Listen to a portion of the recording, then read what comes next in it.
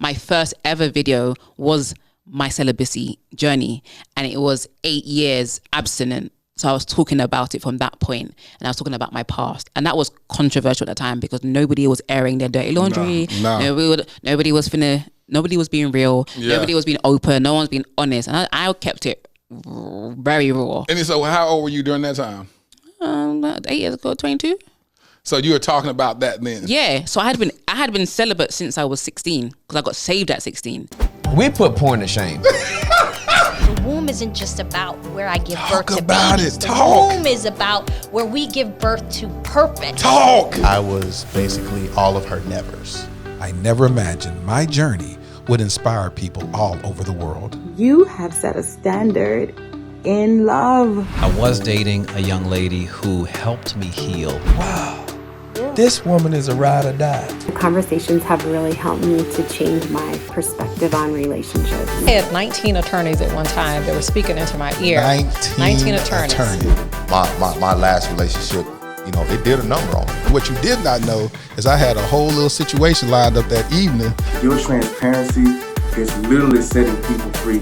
And you're unique. You ain't like nobody else. I noticed that right away. You can make me cry.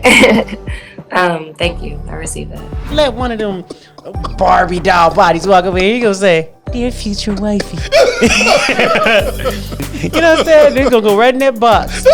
I'm Laterras Whitfield, and welcome to the Dear Future Wifey podcast. Welcome to the Dear Future Wifey podcast. I'm your host, Laterras Whitfield. Hey, if you are still shacking up with us, come on now, this is season 5. Come on, let's make a commitment and subscribe. Listen, I am so excited to launch this season premiere of the Dear Future Wifey podcast. Man, y'all been rocking with me for a very long time. And some of y'all who are new to the podcast, well, I hope you are gleaning a lot of information and content and value in our content.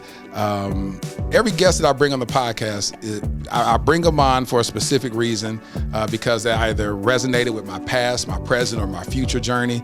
And so today's guest is extremely special to me.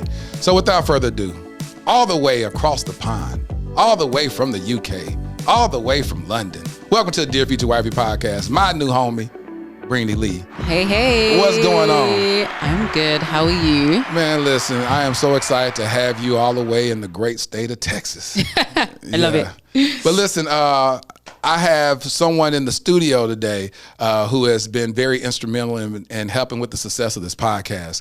And a lot of people hear me mention this young lady's name, Rihanna Mack. Been friends with her for over 20 years. And so I just want to give a shout out to my homie, Rihanna Mack. Cut the camera to you. Yes, Rihanna, she's the one that's responsible for all the graphics that you see on the podcast. When you see stuff on the thumbnails or whatnot, she's a professional graphic designer. She's also taught me a lot about graphic design. When she's not available, I go do it myself. So she's my Mr. Miyagi. And so it's been really great having her. So she's my technical director, works behind the scenes, making sure that these cuts and everything is great. And when I told her that I was having you on the podcast, because I sent her a schedule of who I'll be interviewing for this month, and she says, Breeny Lee, I'll watch her. And I was like, all right, cool then. I was like, okay, I guess she's one of the 650,000. I want y'all to hear that correctly. 650,000 subscribers that you have on YouTube. And counting. And counting. How does that feel? It's a blessing and it's a miracle because when I first started my channel, I never thought that I could reach this number. And I think especially when you're starting out, sometimes it's so slow that you're like, is anyone listening? Like no one cares. Does anyone care about what I'm doing here? Right. It's like, is anyone going to follow me? Yeah. And I never thought that I'd ever get 100,000. Yeah. Like, do you know what I mean? So it's a blessing. And I feel like in my everyday life, when I come across people, it makes it more real. Yeah. Because when you're sitting online, sometimes you see the number, but you don't see the face. So when you see the number, you don't see the face, it kind of be like, is this really real? Like, do you know what I mean? But when you actually meet people face to face and they tell you how much you've inspired them and blessed them and changed them, transformed their life, I get messages every single day. Yeah. And it's very overwhelming, but it reminds me that I'm doing the right thing. So I just keep on doing it, you know? Perfect segue. Today's episode is titled Defining Success. Define success. A lot of times people may look at you with 650,000 subscribers and say, oh, she's extremely successful. But you may feel like, I haven't reached 1 million. You know, I need 1 million. That's what will determine my success. And we have to really be careful with that, because oftentimes we've made these prayer requests to God to say, God, I just want to get 100 people to listen to us, or 5,000. First step is, I just want to get monetized. Let's keep it real. Can I get monetized? Can I get my 1,000 subscribers and my 4,000 watch hours? Can I get that? Right. And then you get that and you like, okay, a little $25 check. Can I get some real check? Can I get some? Right. And then you just keep putting Can I get 10K? Can I get 100K? Can I, yeah. And then it's like, what really truly defines success? Right. So I'm gonna ask you, do you feel successful in business right now? I do feel very successful in business right now. Why? Because of the impact that I'm having on people's lives. To me, that's success, not numbers. Because there are many people that have more followers than I do. But if we're talking about impact, just because you have the number doesn't mean you're actually doing anything. And I think when I started my channel, I was doing fashion and beauty and hair, and no shade to people that do it. I know that for me, I didn't feel like I was adding enough value to people. I felt like there was more inside of me that I could give to people than my hair and my makeup, even though it's very nice. So let's be clear now. My hair and makeup be on point now. Let's be clear. Yeah, but I just felt like there was more to give to people. And obviously I started quite early on in the YouTube social media game. So I think it's changed a lot. So I didn't start to get famous. I started to create impact. And I would always say to myself, do it for the one. Show up for the one. The one person's gonna watch your video. And as I kept on focusing on the one turned to 1,000, the one turned to 10,000, the one turned to, do you know what I mean? It kept on going up. And I still live by that. I still show up. Even when I don't feel like it, I'm like, no, someone needs this message. And that's why I believe in myself. There's some people, they don't watch their videos.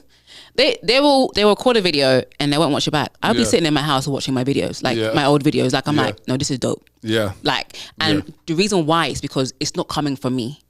I really truly believe that God uses me as a vessel to speak through, to get his message across to whoever needs it at a time. Yeah. So many people messaging me like, how did you know I was going through this? How do you know I need this message? I don't know.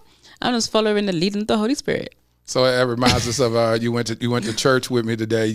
When you landed, you was like, I have to go visit the Potter's house. Oh yes. So we went to the Potter's house, which was so great. Teray Roberts preached, and he spoke about prophecy, and he spoke about oftentimes when you're sitting in the church service, then you hear something that resonates, and you're like, have you been to my house? What's going on? Right. But that's just God speaking to your spirit, man. Yeah. And it's revealing the prophecy, taking you back to that before place that you were at, because we're all spirits. And so it takes a minute for our minds to line up with our spirits and receive the revelation. Right. And so that's exactly what you're talking about. And I think, do you know what? I've heard this quite a few times this week or the last couple of weeks, is that God cares about us. And even one of my mentors, she's like God really loves you. I don't know why, but I don't know how, but God really loves you because he keeps putting you on my heart to pray for you. And it's like, even in those moments when you may be feeling down and you need a message, and God sends my video or your video or anyone else's video, that's actually a form of God caring about you. So even in the times when you're like, I don't want to shoot this, or I can't be bothered, I'm tired, like even in your obedience, you're helping someone. Yeah. And I think when I first started, that's all I wanted to do. And even if I wasn't the influencer doing what I do now, my passion is to help people. Good. Like that's all I want to do. I remember when I was working in this department store in London called Selfridges, and if people ask me like, oh, where's this? Where's the bathroom? Even though I don't like, that's not my job to tell them. Could not wait to tell them, oh, it's down here. Oh, thank you. Oh, no, you're welcome. Like literally, like I just get a high out of like being people. Able to help someone. Do you know what I mean? So I think at the core of who I am is someone that wants to help, wants to inspire, wants people not to feel like they're alone, because I know how it feels to feel like I'm alone. Not be alone, but feel like I'm alone, you know? So let me ask you this. How did we meet? How did you? A lot of people wonder how in the world you get on Dear Future Wifey podcast. How? Because when you I've walked been in asking myself that for a few years. I'm checking. Well, listen. When you walked in here, you said this is surreal. Yeah. Why was it surreal? Because when I was watching your videos, because you were just showing me the merchandise and stuff, I was just like, this is so professional. If only I could get like him. Like, I wish I was this professional. Like, that's my goal in life. I'm gonna help you. I'm gonna help you. We family now. I'm gonna get you together. You're gonna help me. But it's like the quality of your videos and the content is like it could be on. It could be on TV. That's the goal. So when I started doing my podcast, I shot it to be on TV. Right. I said, I want to shoot. I always shoot to the next level. That's the key. I sow where I want to grow. Right. And I sow where I want to go. So at the end of the day, I say, this is what I want. It's not just a podcast because we're real. A podcast is just literally audio. Right. And so I said, if I want the OWN network, if they're perusing or one of their producers or showrunners look at something and be like, what is this? Right. Okay, well, let me call up the old Laterras Whitfield and have a conversation. And that's what I always shoot for. And I said, how dare me if I shoot content for my clients, how dare me lack when it's time to do my own stuff. So, that's beautiful. I thank you for finding value. But again, how did we meet? Do you want to share the story? Because you seem excited to say. I want to let you tell your end, and I'm gonna tell. Okay, so I was coming to Houston for an event, Saved and Fabulous Brunch, who's my friend that does the event yearly. A few months ago, I wanted to get away. Like, London was just stressing me out because it's cold and it's rainy and it makes me sad.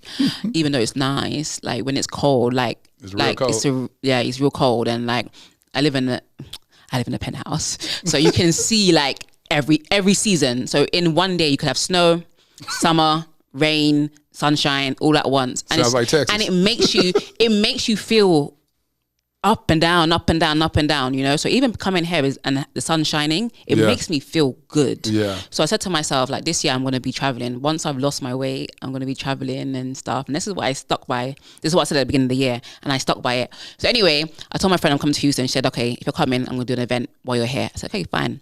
So when I was here, I was like, I need to make the most of this trip. Who's in Houston? I don't even know how I even knew you was in Texas. But I don't know. I thought you was in Houston. I thought you was in Houston first of all. Then you was like, no, I'm in Dallas. But I was like, oh, when I found out you was in Texas, I was like, oh, it'd be nice to jump on the podcast. So then I messaged you, and I was like, a big fan of the show. I'd love to come on your podcast. I think my followers and your followers would appreciate it. Yep. And then you messaged me back, and I said, girl, I done DM'd you a month ago. I done DM'd you a month ago to have you on my podcast, and I done went into the DM abyss, and you just pay no attention. I went into the people that you don't follow, and I was like, okay, so that's what it was. But do you know why I DM'd you? I was watching the video. I was laying in my bed on a Sunday morning, and I turned on YouTube, and you had a video that popped up that talked about how you fell off your abstinence journey.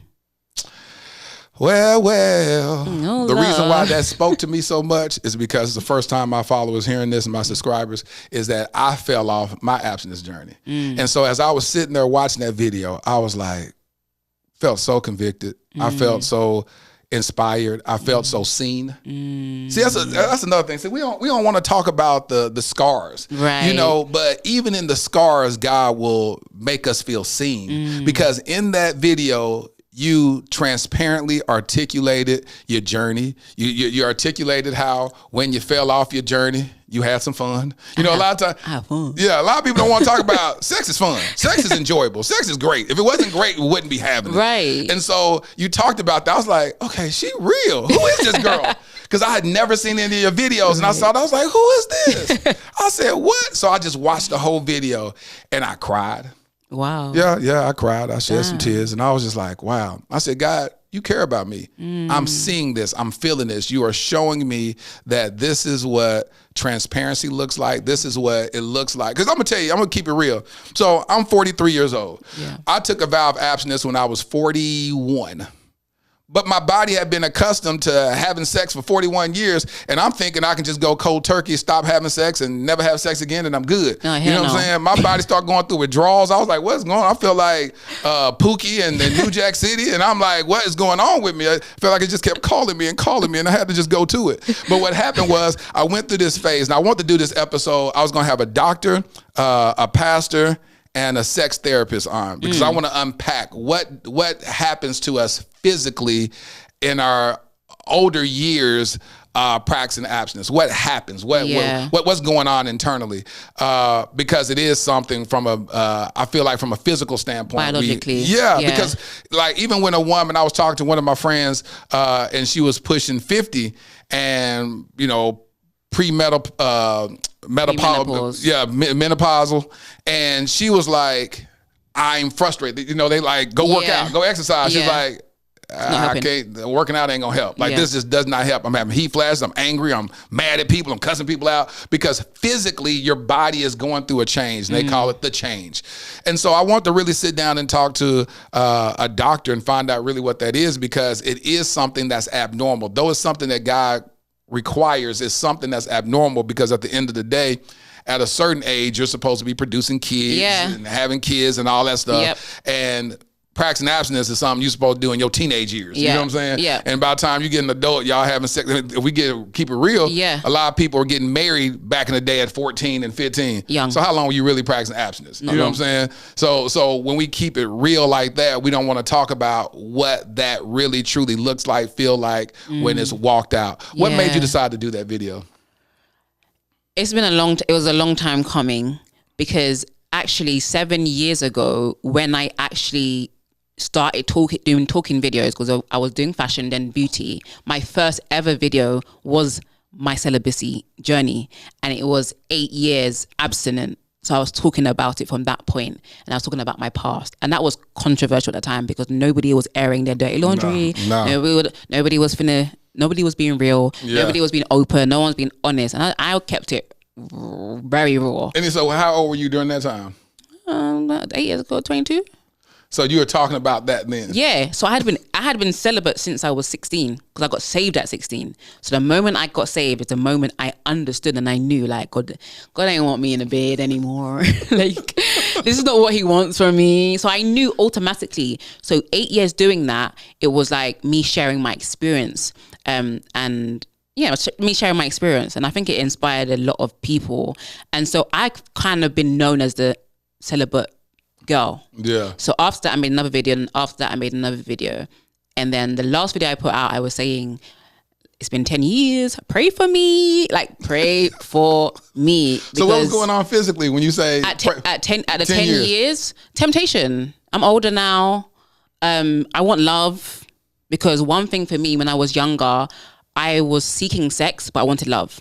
And it's not that I enjoyed sex so much. I just wanted love. I wanted to feel that connection, that intimacy. So I went to sex, because guys don't really know how to do intimacy, especially at that age. You know what I mean? All they know is sex. So I'm like, okay, let's have sex. Let's have sex. Because at least in that moment, I'm gonna feel some intimacy. Right. So I was getting older, and I'm like, okay, this is the reason why. I was starting to practice celibacy because I wanted a husband. Yeah. Like, God, I'm doing everything right. Yes. What, celibate for 10 years? Where's my husband? I said, God, if you don't give me a husband, I'm going to wild out. I'm not even like, I said this. I know. I said this. If you don't give me a husband, I'm going to wild out, because 10 years for what? What am I doing? Yeah. And then, but part of me is like, but you got a responsibility. You told the internet. You told all these people are relying on you. I'm like, I don't care. Where's my promise? Like, where's my promise? So if I look back, I was doing it to gain something. Yeah. So I wasn't doing it unto God, which is what he requires of us. So so that was that. So then I think a year or two after that celibacy video, I fell off. And that's what I was speaking about in the video. And while I was out here living my best life, my followers are always asking me, hey, Breeny, how's the celibacy going? And then when I got in a relationship, they were like, Breeny, how are you celibate in a relationship? So they'll be seeing me going on vacation, all this kind of stuff. Stay in the same hotel. They're like, Breeny, and I would always say, it's really hard. Because I didn't want to say anything more, anything less, but I wanted to try and keep it as real as I could at the time without exposing myself. Because I knew I was going to speak about it, but not while I was in the midst of it. How am I going to add value to you if I'm like, girl, I'm struggling right now, help me? Like, I just got finished. Literally. And it'd be like that as well, especially when you got a following. So I felt like that was the right time to talk about it. I had ended my relationship, But even after I ended my relationship, I was seeing someone else, and it was still very hard to get back onto that journey. Ciao. So then after that had ended, and I really got still with God, I was fasting, I was praying, I was really drawing close to God. I was like, I'm in a great place. And I didn't even realize how long it had been. I wasn't even counting. I stopped counting. Oh, I'm celibate for this, because that's what we do. I'm celibate for 1 year. I'm celibate for 6 months. It's like weaning off of drugs. You be like, hey, I'm 5 years clean. I'm 2 years clean. Jesus. Right. And then you also by the hours. Right.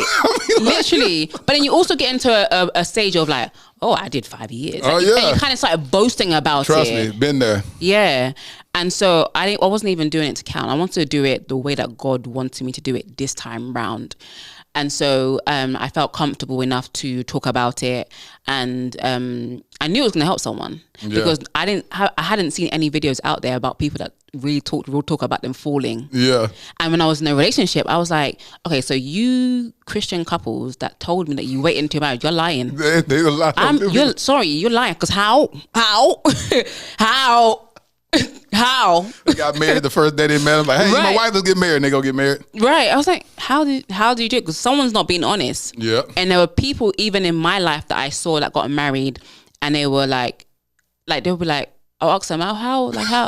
Oh, it's hard. But they never tell me. They never tell you. They never say, did you fall? Did you fall? Yes or no? Like, did you fall? Don't tell me it was hard. Like, but I'm being a hypocrite now, because that's how I would say it's hard. But it's like, be honest, especially if you are a married couple, because most married couples didn't wait. No, I know. Let's keep it funky. Like most Christian couples, they didn't wait. Yeah. But they're not on the internet telling you. No, they're not. They don't have to. They be like, it's none of your business. None of your business. It's people like us that's dumb enough to go sit in front of the world and say tell them. And say, hey, we abstinent, and then be like, oh, and then we fell off. Right. And then we out again. People like, y'all telling too much. That's why you should put people in your business. It's very true. No, it's very true. And I think that's the reason why, because I feel like, and that's why you open yourself up to judgment when you are being vulnerable, because most people aren't vulnerable because they live in their own world, and you don't have to. Yeah. No one has to. Like, we ain't got to sit here and do this. At all. Like, we don't have to. We can live our life private, like private. Yeah. But this is a calling to be transparent and open and honest with people, because we want people to realize that they're not alone. You're 100%. You're not crazy. You're not like a sinner because you want to have sex. Like, you're a human being. Like, you're literally a human being, and it's about trying to understand the right way to honor God. Yes, because all this comes down to celibacy, abstinence. All comes down to honoring God. That's it. Yeah, that's all. Point blank. Period. So if you're struggling, ask God for help to honor Him. Not to do it. Because when you start thinking, how do I not do this? How do I not watch pornography? How do I not have sex? How do I not? You want to do it. Yeah. Someone tells you, oh, don't press this big red button sitting in front of you. You're going to push that. Let me see. Oh, wait. I just want to see what's going to do. Like, what? I told you not to do it. Literally. I'm trying to see why you told me not to do it. Be like, okay. Right. And that's what it is. And that's the reason why, that's what resonated with me. And so, anytime someone reaches out to me and say, you know, I got this couple that should be on your podcast. I got this to be on my podcast. I will go and look at their social media. I will go look at any videos that they have, and I listen to see how lit do they keep it. Right. Living intentionally and transparently. How real. How can they add value to my life, to my journey? Because I don't want people sitting up here. Faking it. Yeah, faking it and telling me, you know, just whatever they think. Praise the Lord, guys. Praise the Lord. Or even better, to try to tell other people what they need to do. Right. See, that don't sit well on my podcast. It's like my whole podcast by design has been orchestrated for us and my guests to be transparent about our journeys. And then what people glean from that, that's the value. Right. But I ain't gonna go tell you, here's 5 steps to getting a husband. Here's 3 steps to getting a wife. I don't even know those steps. It don't even make sense. Those steps don't even mean nothing. There's no formula. At all. And so we just talk, and we have different people come on and they share their story. So when I was laying in that bed on that Sunday morning, you popped up on my YouTube, and I was casting it to my TV, and I was just like, okay, God, that's what we doing this morning? This what you gonna show me this morning? I'm like, okay, all right, that's what we're gonna do. Right. And it spoke to me, and I loved it.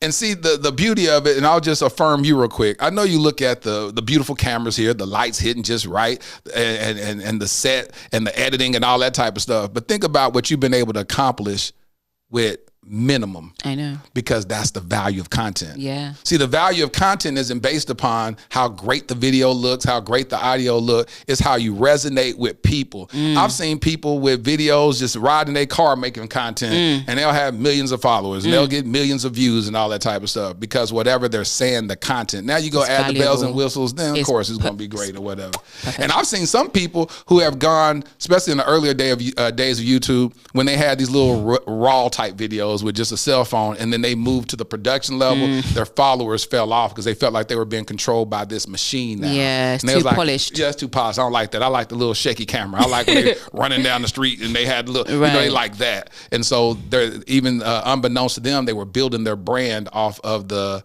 raw side or the low production values. And when they went to high production values, people didn't resonate with it. Yeah. But the good thing about it, you just have great content because it's you. It's coming authentic. And no matter what happens, people can resonate with you because it's authentic. Yeah. Authenticity is like, I can't be fake. Like, I don't know how to. But have you always been like that though, even when you were younger? Yeah, I was rude. Like blunt, rude. I got delivered from that because people would always cuss me like, you're so rude. I'm like, I'm just being honest. But now I've been able to refine it and actually like know when to speak. That's emotional intelligence. Yes. Knowing when to speak, how to say it. There's moments you want to just bleh. Yeah. But it's like, no, you read the room. Read the room. So I did the episode called Guard Your Mouth, and I said that out of all the guarded episodes, that's the one that resonated with me because I was just notorious to just say how I feel. Yeah. And I'm from the world of entertainment. We just say it. That sucks. That's terrible. Why are you on the stage doing that? Why haven't you memorized your script? You suck. It's terrible. Wow. And then I remember this lady called me up, and she was she was the wardrobe person. And on one of my tours, and she called me last year and said, "Hey, I just want to tell you something that you hurt my feelings." I said, "For what?" I said, "You were great in wardrobe." She said, "Not in wardrobe. Is that when I was wanting to audition for one of the roles in the play, you said you don't look the part." And I said, "Well, you didn't." You know what I'm saying? And so even when she's saying it to me, I wanted to apologize, but I was like, "But you didn't." Like the character needed to be 20-something years old. You were 50. You know what I'm saying? But I could have, according to her, said it differently. Yeah. Because I just told her straight up, I don't like wasting people's time. Yeah. So I'm not gonna have you audition for something that I'm never gonna use you for. Yeah. So I was the type to just say what it is. But I could have said it differently. And said, "Hey, listen, we're looking for a younger demographic for this role, but if you want the experience to audition in front of me, then by all means go ahead and do it. And I'll give you some notes or whatever." It's a sandwich. That's what I It's a sandwich, yeah. Give somebody some praise at the very beginning, say whatever you're gonna say, negative, whatever, and then back end it with something positive. Exactly. Yeah. Constructive criticism. I used to be terrible. I'd be like, I say whatever. Simon Cowell sounds like. Yeah, I used to be terrible. I love him. He did. Like Simon Cowell, I like him. Forget the Randys and the Paulas. I like Simon. Right. I used to laugh because I like that. And I think everyone can resonate. Like a lot of people can resonate to different people's styles of saying things. Yeah. When I was touring, I had two promoters. One of them, this Jewish guy that would just talk crazy to me. And then the other one that would just say what he thought I want to hear. And the Jewish guy that would just be blunt. I liked him a whole lot better. Because I said, I can trust you. Yeah. You're going to tell me exactly what it is. So it's strange. So defining success. How do you feel? You said you feel extremely successful from a professional standpoint as far as career. How successful do you feel in relationships? Good one, Laterras.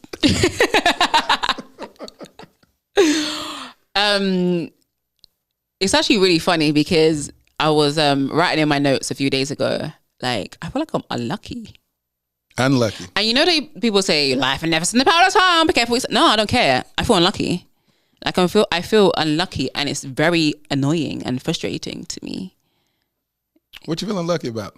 I'm like, why can't it just be easy, simple? Why can't I meet someone? I like them. They like me. We get married. Simple. Well, you met somebody a while ago. He liked you. You liked him. Oh, we going there today? We gonna go there. We gonna go there. Well, we about to talk about it. So you found somebody that you felt like was your husband. We talked about it. You said, this is a person I believe is my husband. Yeah. What happened? He wasn't.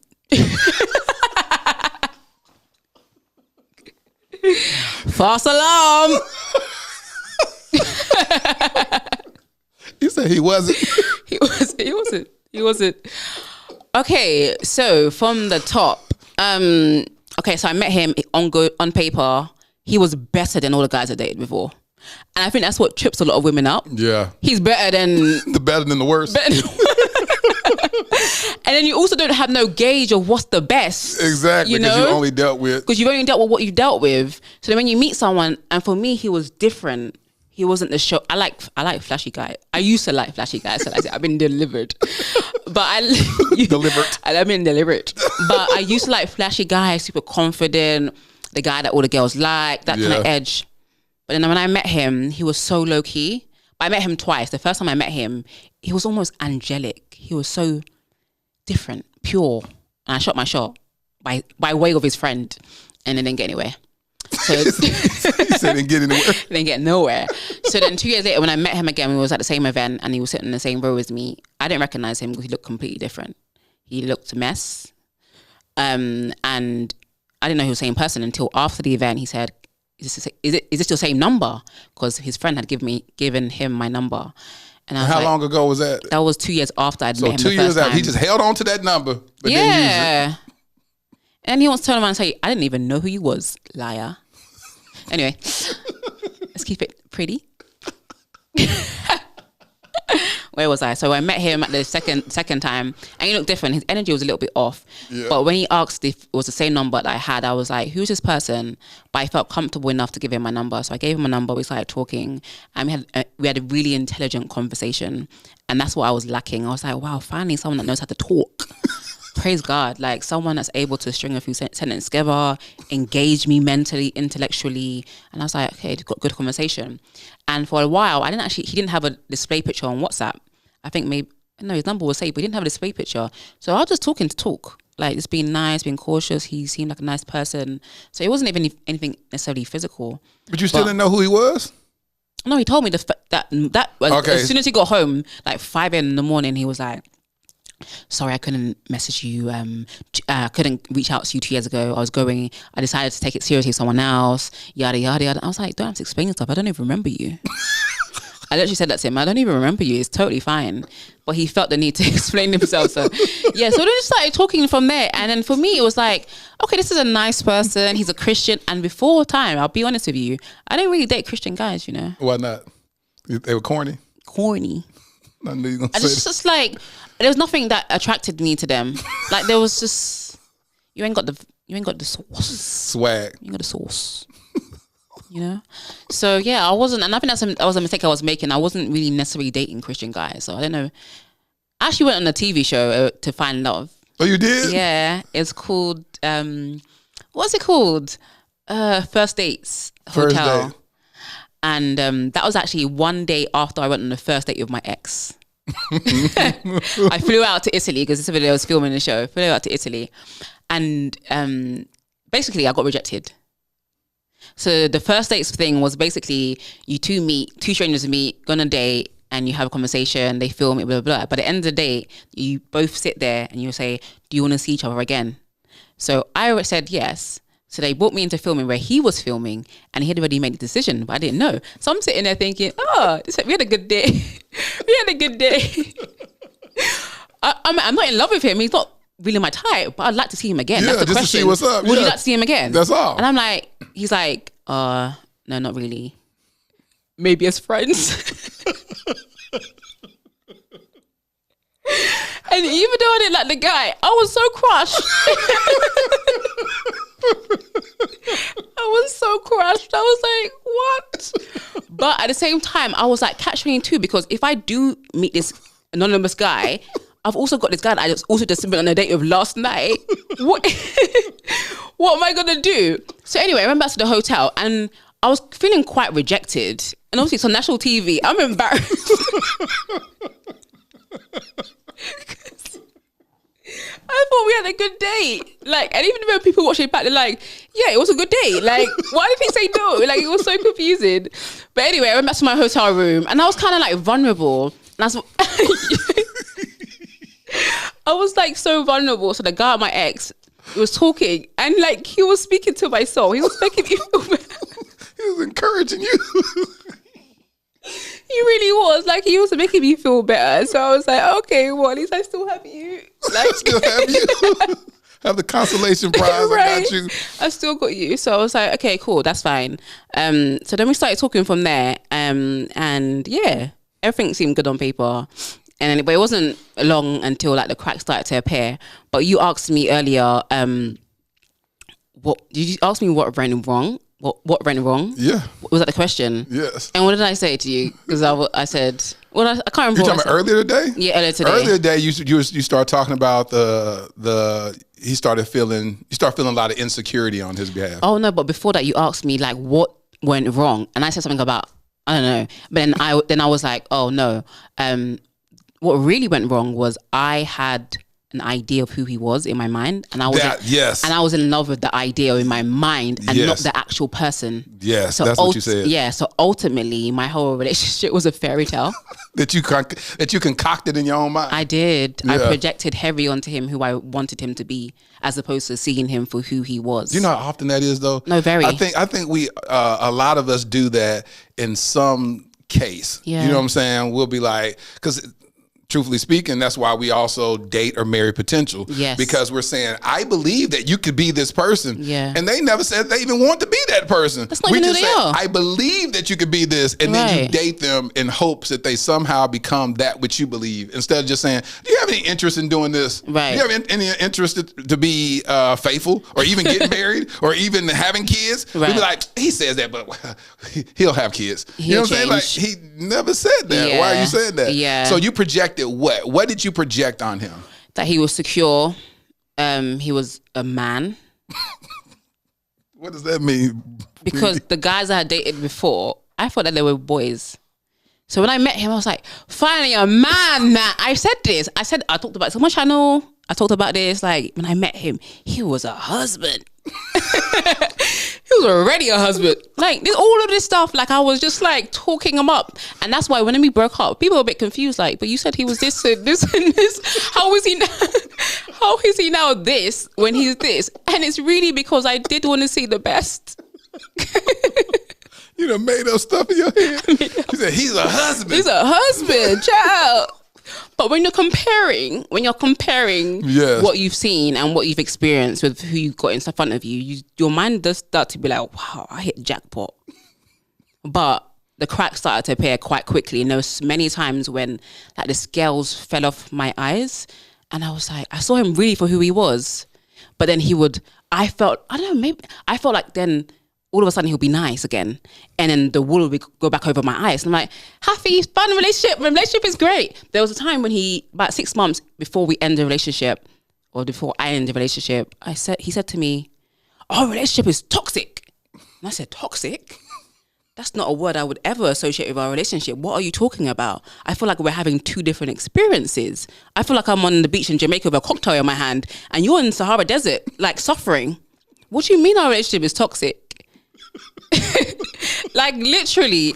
And like, but truly there a lot in the relationship was so during that time you thought it was going fine? Yeah. I thought, do you know what? The issues I thought were growing pains. Yeah. I thought this is relationship. This is how relationships are, right? Yeah, this is true. Like things that you go through. So I was always optimistic, always hopeful, hoping the best, thinking, okay, how can we work through this? And he was like, how can I do this if this and this and this? And like he was very hard to please. I did my best. I did everything I could do, but he was hard to please, and played down everything. He played down who I was as a person, as a human being. What do you mean as a person? What would he say? No, as in like he wouldn't like celebrate me. There was one time I had a conversation with him. I was like, I need some words of affirmation. And before I got with him, I was never the type of person that needed. Mm-hmm. I didn't need words. Yeah, but when you get starved out of it, yeah, you're like, can you just say something great about? Yeah, I've been there. But then he turned around and said to me, "Oh, you want me to boost your ego?" I said, "What? What I just said that I need encouragement is you boosting my ego?" And then his friends and family were kind of against me. They didn't really like support me. They didn't really think I was the right fit for him. Really? Yeah. They told you that early on? No, come to find out. Oh. Come to find out. Even the friends that I was friends with before him, that were my friends, that were his friends, I realized that they weren't for us. They weren't for me. They would always ask him, "Are you sure? Are you sure?" And one of his girlfriends would say to me, said to him, "Why does she want to marry you so much? Like, does she want to check it off her checklist?" And I'm like, whoa, your friends. Okay, so it was two parts. Like, how is your friends comfortable talking to you like this about me, someone that you claim to love? And secondly, why do they feel like I'm? It's almost like, are you the prize that I'm like having to beg or explain to you why I want to be with you? It kind of felt like that. Like, why do I have to explain to you why I've chosen you? And that's where the insecurity comes in, because it's almost like, well, why me? I'm like, I don't know, I just love you. God, this brings back memories. Go ahead, keep talking. Yeah.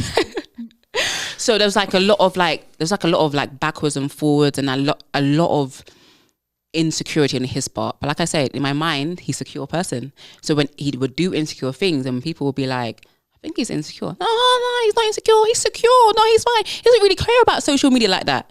And then one time, I don't know if you guys have, I don't know if you heard about the Don't Rush challenge before, at the beginning of lockdown. Don't rush. Slow in the video.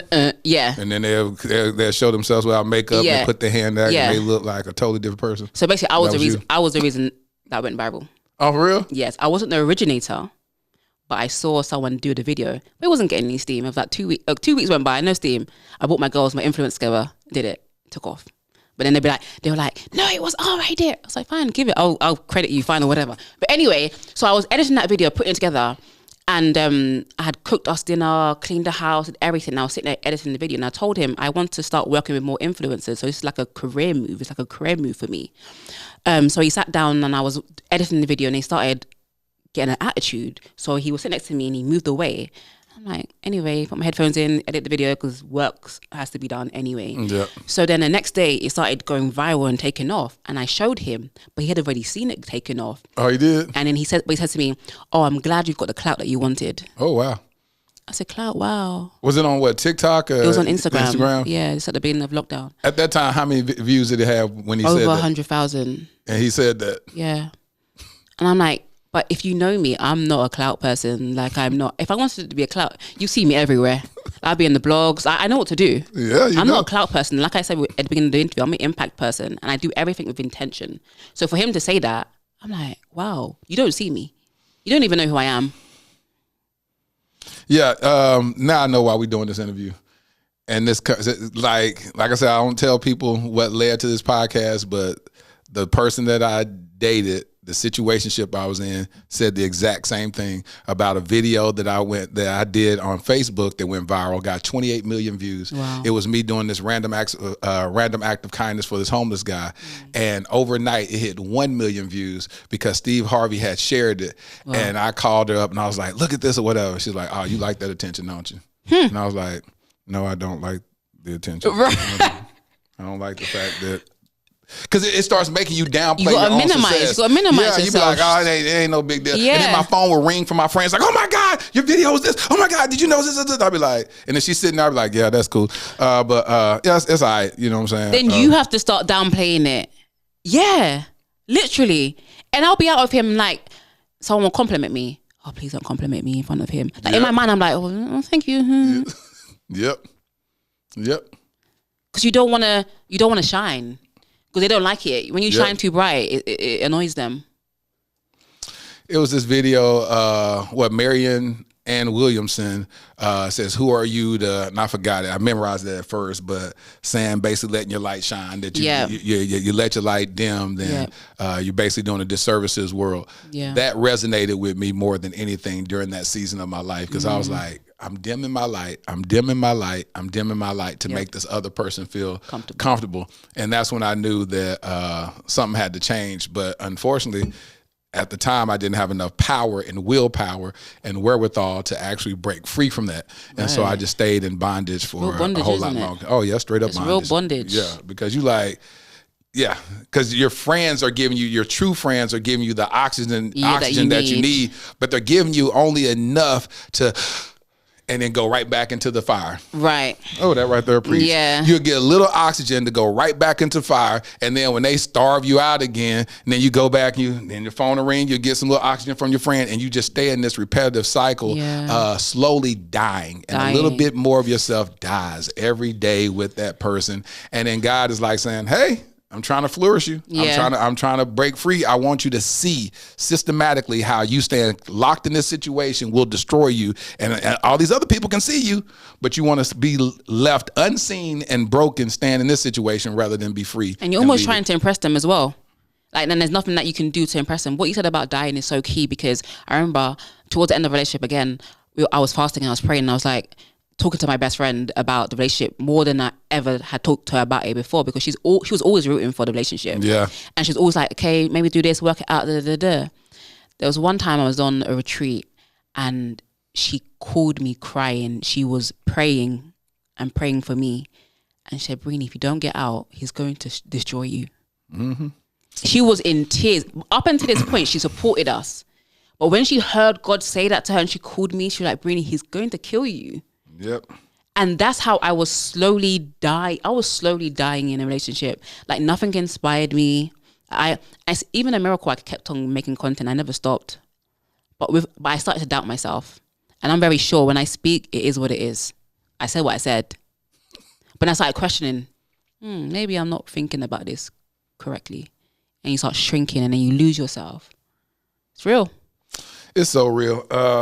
Yeah, this whole talk is catching me off guard because I didn't think this was where it ended up going. Right. But it's and God will always make me stay true to the mission of this podcast, where it's my personal journey to discover, uncover, and recover love. And so in that journey, it's always me going to these places of self-reflection of my own journey, of my own story, to be able to go, gosh, I remember when that happened, because God is pushing me further to write the movie about this whole thing. So that's why I always stay a little tight-lipped about the specifics of what happened.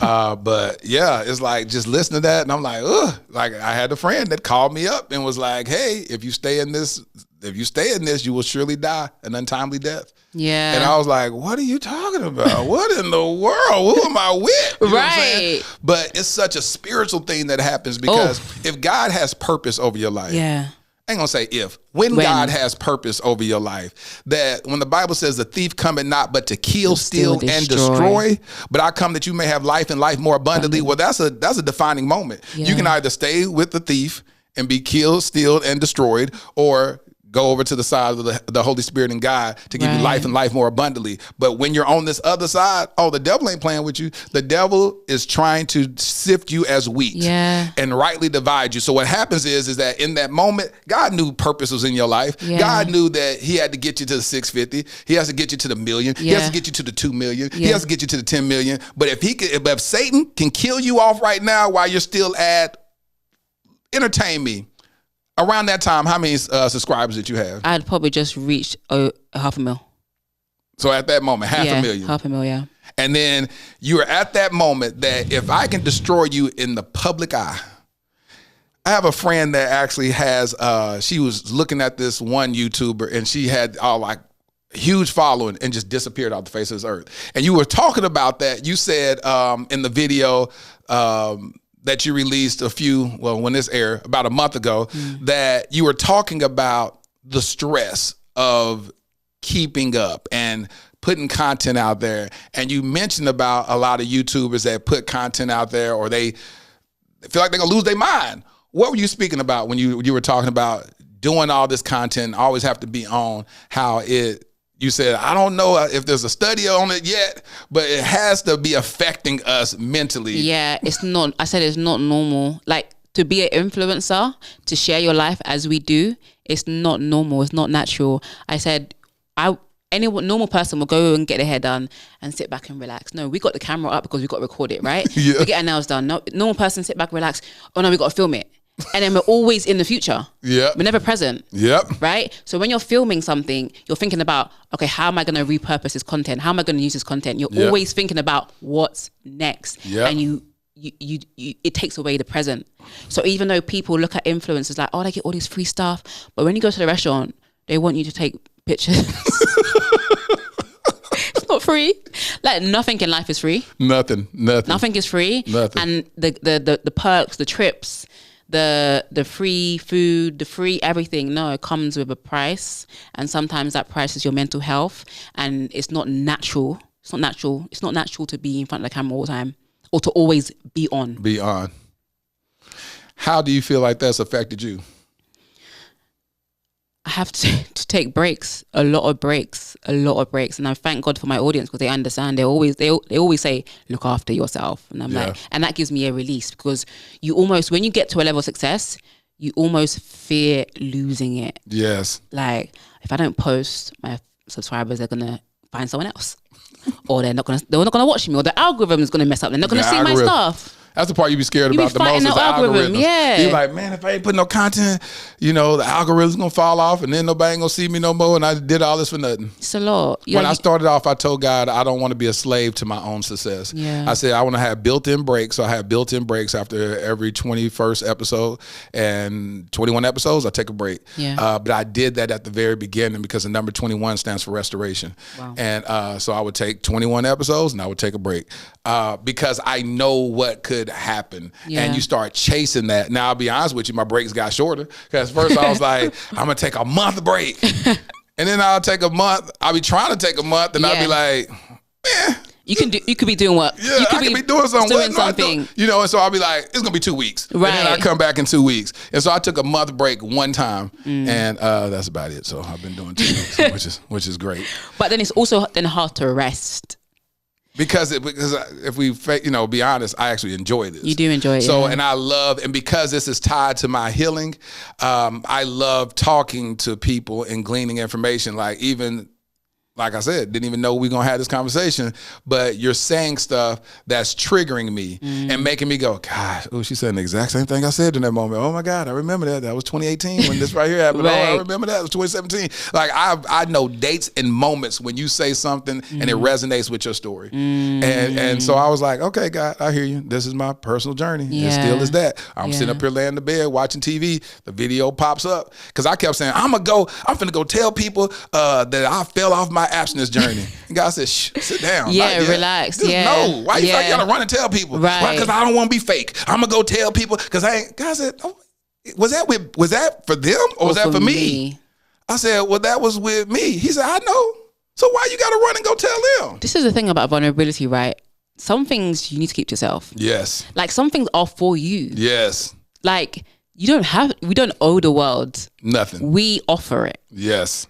I offer you my truth. I offer you my vulnerability, but I don't owe it to you. Talk about it. But when you are vulnerable and you like to be vulnerable and it's freeing to be vulnerable, you almost want to tell them everything. So last night, you know what happened? You know what happened, child? But I'm learning you have to keep some things to yourself. Yeah. You have to, even to protect yourself, because once you put out information, you can't take it back. Nope.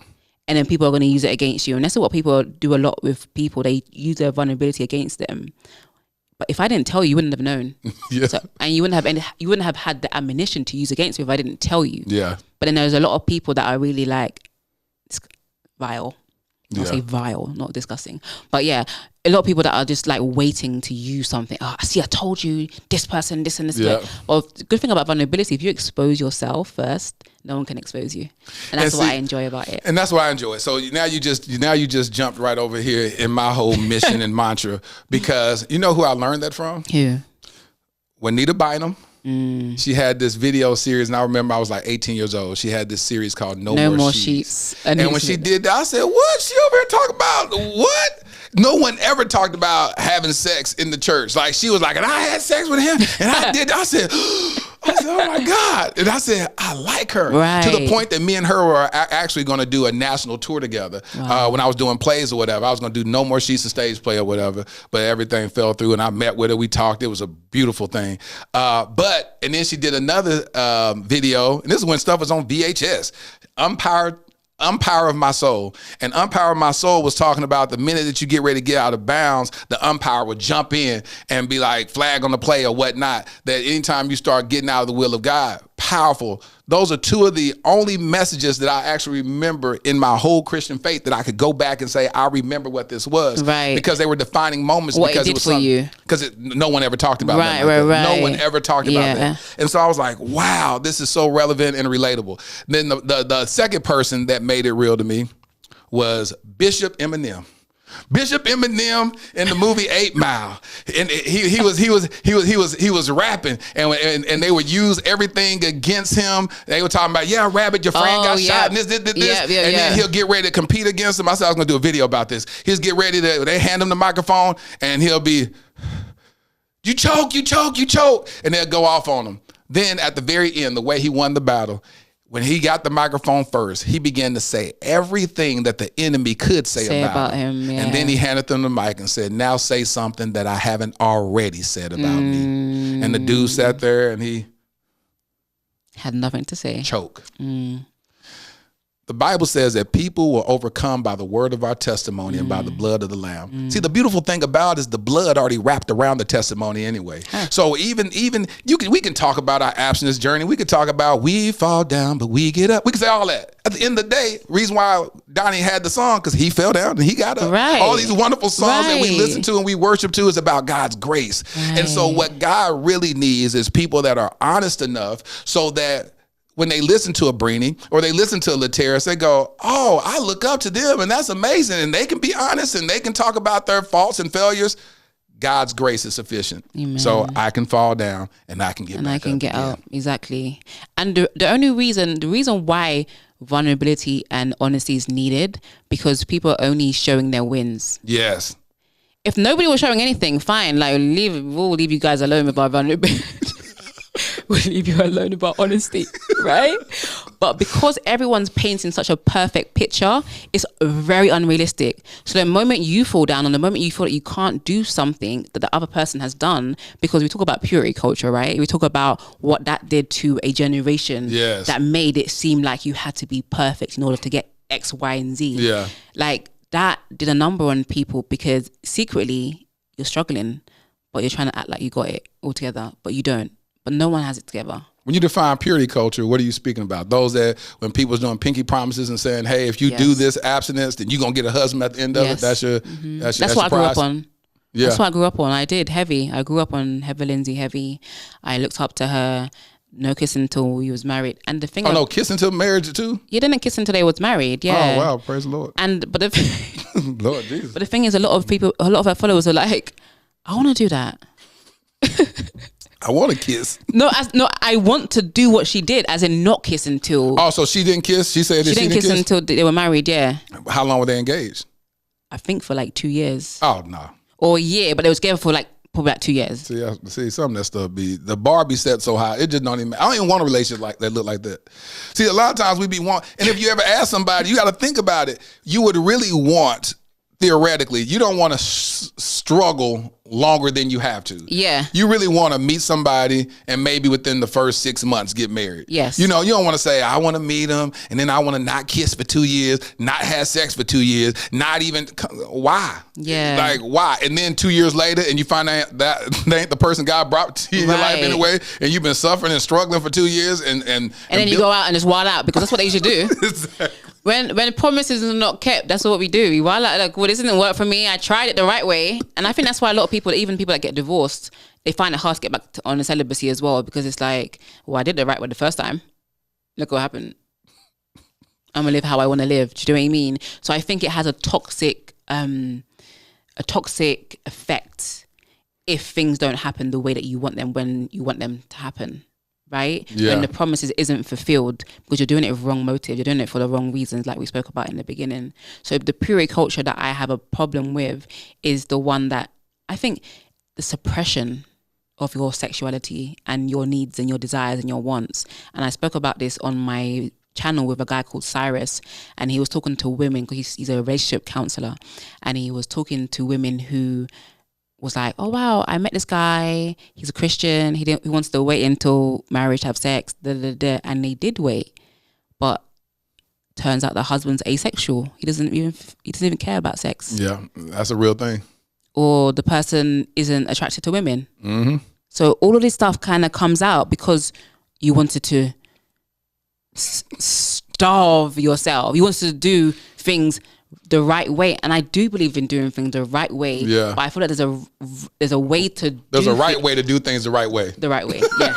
I was gonna say that. Yeah. There's a right way to do things the right way. Yeah. And that's real. Because you touched on some stuff that I've actually heard myself. To be like, God just be like,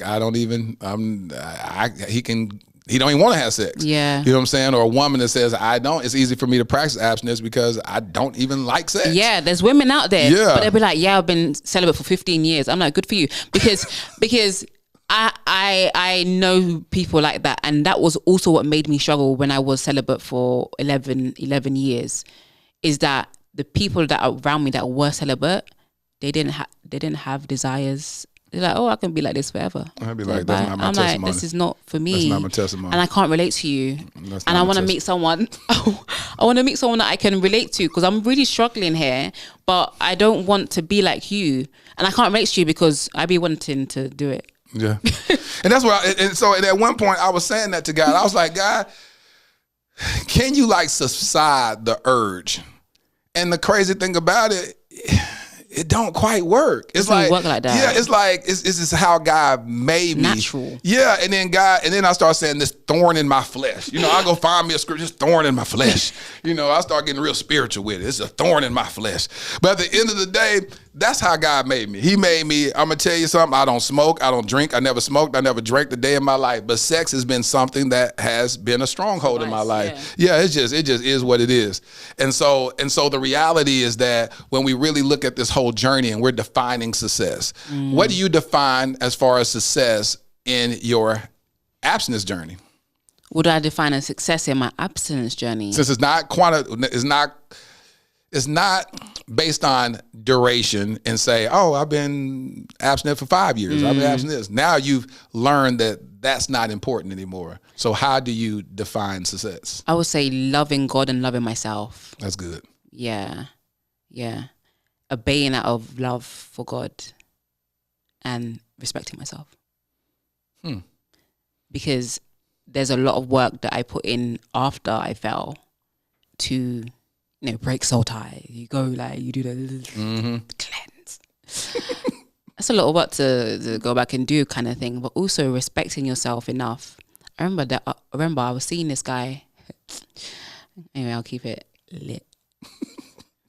I was in the act with a guy, and God said, what about your husband? Uh-oh. I said, gosh. Hold on a minute. Hold on, God. I'm finna. So I ain't trying to hear that right now. Yeah. But I heard it. And it's like, okay, it's not saving sex for your husband so you can give it to him as a badge of honor because he deserves this. But it's also like, you're going to belong to someone one day. And this person you're doing it, this person is not him. It's not him. It's not him. So what are you actually really doing, So I would definitely say like loving God and loving myself is success in celibacy for sure, with that motive. What do you want people to remember you by? We're speaking of legacy. You're an influencer. This is your job. Whether you decide to transition to something else, that's yet to be seen. But you said you're a person that want to make impact on this world. What do you want people to remember you by? I want people to remember me for the fact that I saw them. You saw them. Not that they saw you, Miss Influencer, but that you saw them. I saw them. I validated their experiences. I validated them. Growing up, I always felt invisible. I was the youngest sibling, but I didn't have older siblings. I had older siblings, but they bullied me. So I didn't really have them. So I was by myself. And I always felt like I needed to be protected. No one was protecting me. My mum was busy with my brother. My dad wasn't there. And so I always felt invisible and that no one saw me, no one heard me, that what I'm experiencing is only me. And so when I could give voice to the voiceless, I felt like, yeah, this is purpose work. This is helpful. And people will say, like, mess people all day, I love you, Breeny, I love you. I'm like, I love you back. Yeah. Like, this is why I do what I do, right? because I'm really for the underdog. And I think when you've been an underdog in your life, you really root for the underdog. And so whether you're a celebrity, whether you're a normal person, whether you're a beggar, I'm going to treat everybody the same. I'm going to see them the way that God sees them. And it's funny that Tory Roberts was saying today at church that he got a gift to see people the way that they can't see themselves. Yeah. And I truly believe I have that as well. So no one's disposable.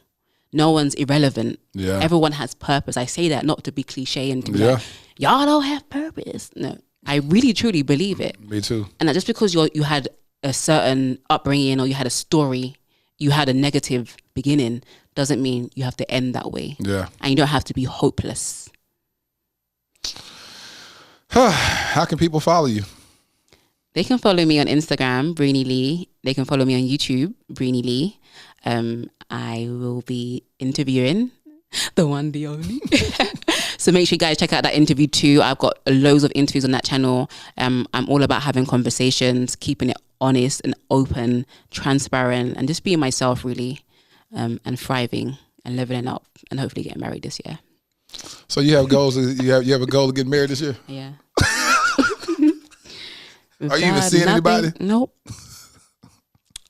So where did this goal come from? I don't know. Said she gonna be married this year. You know, I had a friend that made fun of me because I said that every year since 2019. Really? And I said, don't be mad at me that I keep having a goal to be married by the end of the year. I said, you need to be concerned when I don't have a goal no more. Right. I said, when so let me, because if I start saying, you know what? If you stop hearing me say I desire a wife and desire to get married, I am wilding out in the street. Because it ain't no way on God's green earth I'm going to be abstinent until the day I die. It's not going to happen. Right. If I ever give up, I want you to understand, if I ever give up on this calling over my life, then no. I want a wife. That's the goal. Every single year, that is the goal. And I'm going to tell you, I had a little moment with God. I was like, God, why you keep withholding her from me? Like, what is this? I feel like you just, she hiding behind your back. What is that about? You know what I'm saying? And then I'll go through another season of the podcast and I go, okay, I wasn't supposed to meet her now. This is the reason why I had to get that out. I had to talk about the marriage vow series, because had I been married in 2020 and 2021 when I did the marriage vow series, I still didn't understand the brevity of these vows that we took. So it's like you would have got married again and repeat the same cycle. Let's break down what these vows meant. Right. And then going through these dating streets to really understand what it looks like to be single as a Christian and have real and relevant conversations on what's required and how difficult it is. I just wanted to say something because I think this might be important to say. There's always a question of why are you single? Why are you single? Mm-hmm. Why are you single? Why are you single? And we don't really know how to answer that question. Nope. But what I've come to realize is that there's a time for everything. Yeah. And some people get married early, then do their business after that, and then do whatever they need to do after that. Sometimes God wants you to do the business, the dream, the gift first, and then the relationship comes after. It's all about order and time. So instead of sitting there thinking, why am I not married? Why this? Why that? Get busy. Yeah. Get busy with purpose. Yes. And it's not to replace that need for companionship, but God still has something for you to do right now. And if he's withholding something, it's for a reason, it's for a purpose. There's something that he still wants you to do right now before that commitment, because it's a commitment. And I was speaking to Tony Gaskins, the video should be out on my channel, well, it is out now, and he was talking about when you're married, it's about the wife. It's solely about her and pleasing her. She comes first. And likewise, it's not just about, what can I get?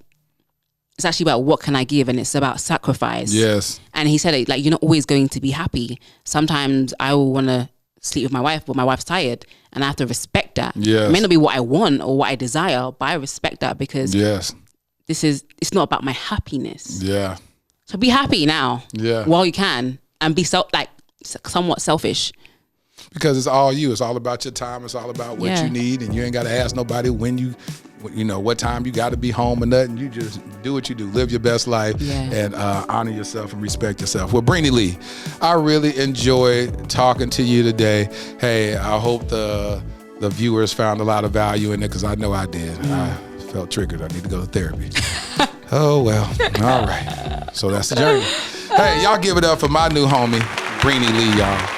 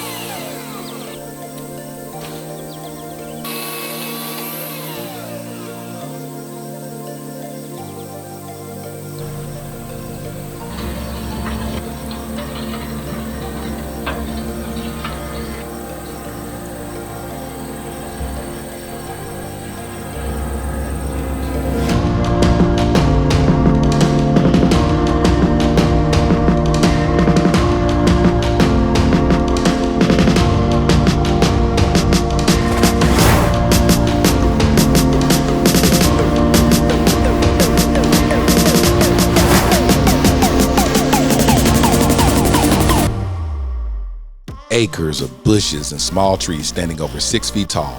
Impossible to clearly see the beautiful topography that lay beneath. I was so intrigued by clearing the area where the mansion for the foster boys would be constructed that eagerness woke me up daily without an alarm to sweat on the land. This is the future home of Kingdom Royale, where foster kids become royalty.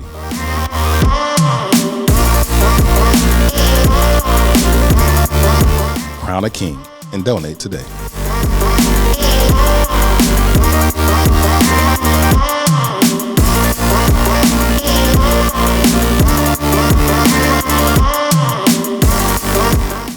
I hope y'all enjoyed this episode. So great to have my first international guest on the podcast.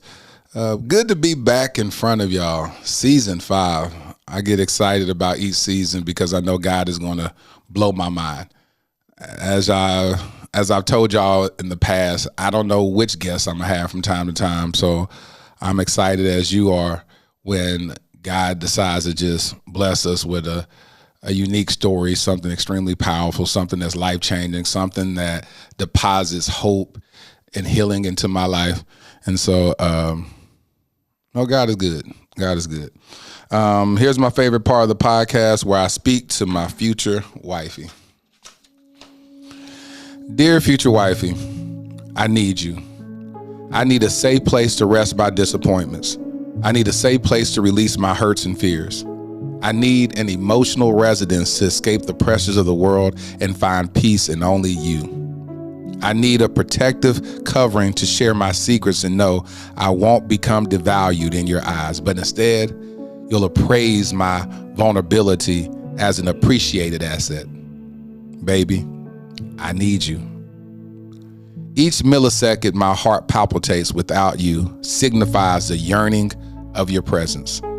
I anticipate sharing catching our breaths moments from the joy of laughter.